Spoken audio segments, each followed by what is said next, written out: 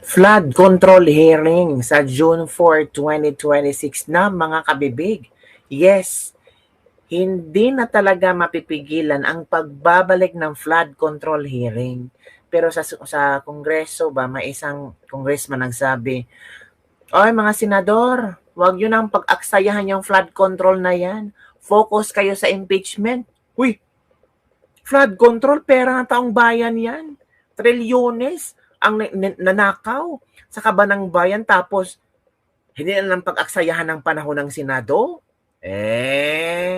Bakit kaya itong congressman na to para yatang takot na takot ha? Baka pangalan mo masali dito. O ito kabibig. Yung araw na to kabibig, talagang nagulantang ang lahat. Sa dami ng pangyayari, pero mas nagulantang yung mga kurakot ba? Yung mga kontratista at mga di umano'y secret. Naku, excited ako makita ang 18 ex-Marines na iimbitahan ni Senator Marcoleta. Excited akong maimbitahan si Zaldico para magsalita. Naku po, ito yung mas exciting kumpara sa impeachment, di ba? And I'm sure yung impeachment, matatabunan talaga yan. Ay. Naku, pero kabibig, merong hindi exciting. Ay. Parang hindi siya na-excite na malaman ng sambayanang Pilipino tungkol sa flood control anomalies. Parang ayaw niya. Tutol si Senator Tito Soto. Uy! Tutol si Senator Tito Soto sa pagbubukas ng flood control hearing ulit. Hala ka, uy, bakit? Bakit tutol si Tito Soto? I-share ko yung kabibig ha. Hindi daw, it's not legal. Hala, bakit hindi naging legal? Ha? Hindi ko maintindihan. Why it's not legal? Sabi ni Senator Soto, Senator Soto sa nakatakdang pagdinig ng Blue Ribbon Committee tungkol sa flood control, not legal. Ay, maraing kunisyon ni Senator Tito Soto ang nakatakdang pagdinig ng Blue Ribbon Committee kaugnay sa umano'y maanomalyang flood control project sa Webes June 4 at pagbibigay ng notices ni Senator Rodante Marcoleta sa Lunes, June 1. Ayon kay Soto, hindi maaring mag-issue ng notice ang vice chairman ng isang komiting hindi pa organisado at ang pagbuo ng subcommittee ay dapat gawin sa plenaryo upang ito'y maging legal. Gawin sa plenaryo tapos mag-walk out kayo. Yun na naman ang drama nyo. Yun naman ang plano nyo. Nag-react na naman si Soto. Kailangan talaga the creation of subcommittee, the creation of the committee ay kailangan sa plenaryo mangyari para maging legal. Tapos mag-walk out kayo. Paano maging legal yan kung mag-walk out kayo every now and then? Ito ay kaugnay ng inanunsyo ng Senate President Alan Peter Cayetano this Friday, May 29, hinggil sa nakatakdang pagdinig. Giit pa ni Soto, paano mag-create ng subcom na hindi sa plenaryo ginawa? Not legal. Sa plenaryo niya gawin sa Monday para legal. Ito ang komento ni Risa, takot na sila.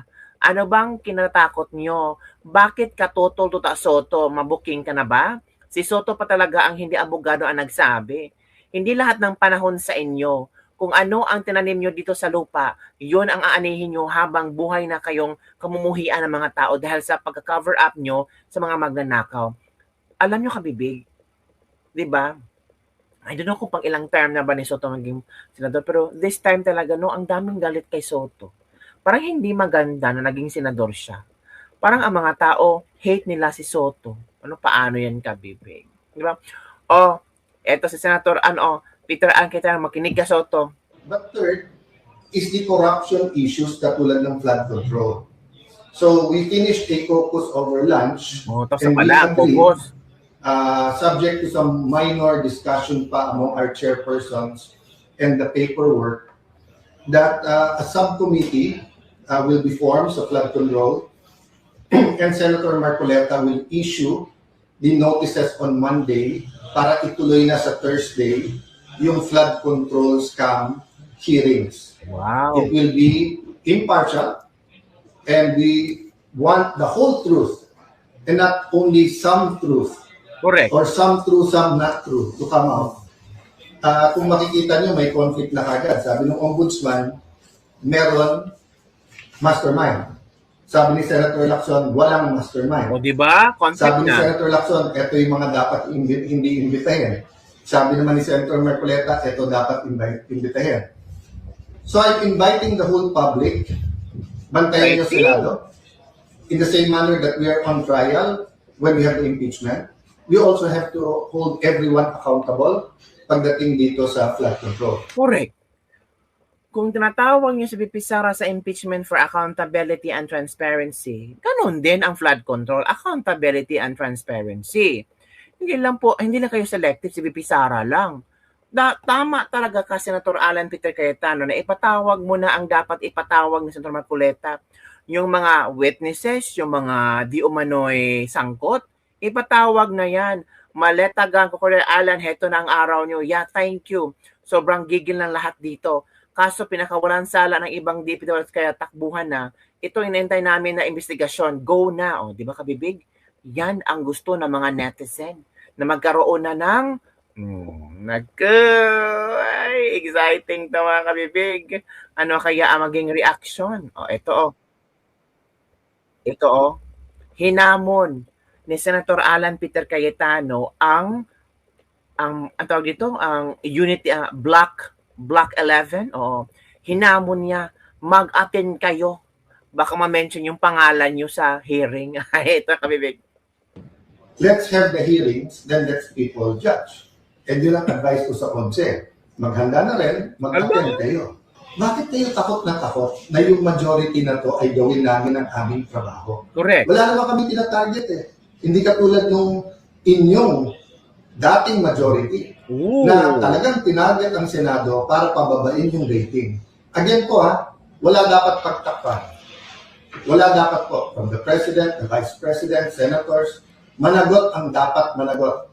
Kaya mag-repent na yung mga dapat mag-repent. Hala. Pero sobra po naman ata na lahat na ng sisi binibintang sa ilang tao o ilang partido lang. Bakit po ba? Yung taas ba ng presyo ngayon, pagtaas ng gasolina, yung kawalan ng trabaho, handling ng mga cases ng OFW, yung flood control, yan po ay sisisihin nyo sa opposition, yan po ay sisisihin nyo sa majority ngayon. Tama. So anyway, that's your privilege. Let's have the hearings, then let's people judge. And yun ang advice ko sa ONCE. Maghanda na rin, mag-attend kayo. So rather than spewing out venom, calling us names. Correct. You know, yung basura kasi yung tinatapon nyo, babalik din sa inyo, di ba? Agoy. So kita nyo, yung mga tinawag nyo na names before is now all over the internet. Rather than debating, the Tuesday night should not have ended that way. There's no need for the walkout. It would have taken us hours. Baka nga Monday o Tuesday pa matapos ang debate sa daming gusto magsalita. Ang problema, you refuse to listen to us. So, let me talk about many more things. What are the important numbers? Why we have to think about our democracy? Why good governance is important? I'll talk about that sa weekend. But importante, tonight, matulog kayo na nalalaman, meron kayong gobyerno na hindi sunod-sunuran lang. Correct. Meron kayong Senado na lalaban. Meron kayong Senado na hahanapin ang katotohanan. May mga senador sa majority na handang makulong, ilaban lang yung kanilang prinsipyo na independent ang Senate. Tuloy-tuloy po ang intriga, kaya tuloy-tuloy din po ang pag-meeting namin. Correct. But our country is worth it. So if you ask me what can you do for us, pray for us. Pray that we stick together, that this majority will be given a chance. But pray then, di ba, na walang cover up kahit sino man. Di tayo pwedeng parang fraternity sa college na pag may rumble na, wala na akong pakialam kung sino tama at mali, basta kampihan na lang yung brad natin kasi rumble na. Hindi po. If we love God, if we love our country, if we love the Senate, hindi pwedeng blind ang ating pagsuporta sa kahit anong grupo. No? So say a prayer. And habang may oras pa, yung gumagamit ng reins of power, no, for their own purposes, Yan You know, na. this kind of miscalculation, sabihin nyo, may makukulong, may makakasuhan, we can make your life a living hell. You know, again and again in history, tignan nyo how it ends, di ba? So dapat po, you know, we work towards having the righteous rule. Correct. So does that mean palitan ng palitan? Hindi po. Pray for those who nakaupo. Yan. Let's have the hearings. Yan na, exciting to. Kapag hindi umaten, guilty. Lodi ko talaga sa katapangan, katiranuhan, at pagiging makatwiran. Public servants are reliable, firm decision, looking for the benefits of the Filipino people, trustworthy to no cover up. Let the people know what the Senate member is doing. Good governance cannot dictated by the equal branch of government. We citizens trust in you. Unahin mong flood control SP para magkaalaman na maraming takot na ngayon. Wow, excited na ang 30 million na solid para panoorin niyang SP The Idol. Very well said, SPAPC. O, di ba? Yan po ang inaabangan namin, ang flood control. Yung gusto ng taong bayan, guilty pag hindi sila umaten. Tama, Senator Alan Peter Cayetano. Yes, go, Attorney Alan. Salute to you, Senator Alan Peter. Ilabas lahat ng mga buhaya, o, di ba? Mas marami nagmamahal kay Senator Alan Peter Cayetano. Mas lalong nakikita ng, di ba? Babalik ang tiwala ng mga tao sa Senado kasi Senator Alan Peter Cayetano talaga ang mananatiling Senate President. Yung mga takot sa flood control, nako, matakot kayo, baka yung mga pangalan nyo ma-mention. Sabi nga dito, ni Senator Alan Peter Cayetano, yung nagkanibatihan na. It's just like us saying, are you afraid if we have the hearing on the blue ribbon on flood control, mababanggit ka rin? You do not make that kind of statements here in the Senate because you assume good faith from everyone. Erwin Tulfo, takot ka bang ma-mention yung pangalan mo pag nagkaroon na ng hearing ng flood control? Ay, naka. So yun lang, kabibig ang ating dislebak-lebak for today. Marami yata nagpalakpakan sa good news si Senator Alan Peter Cayetano. Yes po, kabibig. Sino bang hindi? And to thank mga kabibig si Senator Marcoleta, ang inatasan. Nako. Nako po. Eto na. Exciting to mga kabibig. Parang Senator Marcoleta, itinalaga ni SP Cayetano na mamumuno sa Blue Ribbon Subcommittee na nakatutok sa flood control scandal. Ay ka! This is so exciting. Share ko sa inyo ha. Sobrang nakaka-excite to kabibig ha. Talagang ito yung hinahanap nating katotohanan. Ito yan Kinggan nyo. Ito. Again.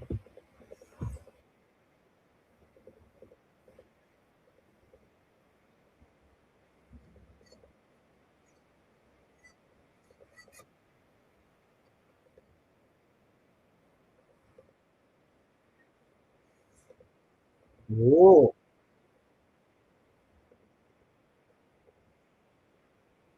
Ito ha, i-share ko sa inyo ha. Galing ito kay Senator Alan Peter Cayetano. Si Senator Marcoleta talaga ang mamuno sa subcommittee. Paano na yan? Yung mga ito na. A subcommittee will be formed sa flood control and Senator Marcoleta will issue the notices on Monday para ituloy na sa Thursday yung flood control scam hearings.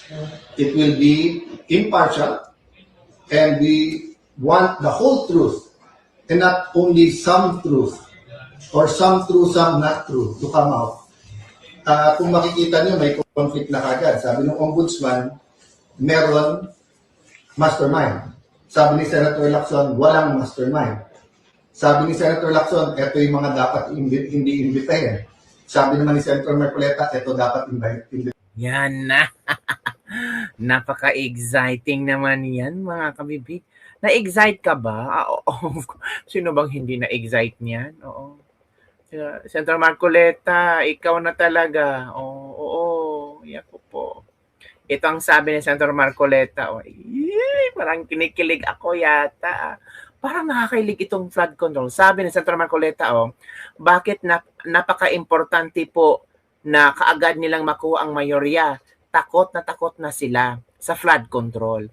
Ito lamang ang kasiguruhan para sa kanila para tuloy na pong maibaon sa limot ang flood control investigation. Yan, palaban, Senator Marco Rito. Hindi sila tumitigil araw-araw, pati yung nangyari noong nakaraang huling araw, nag-walk out sila. Heto ang kalagayan namin.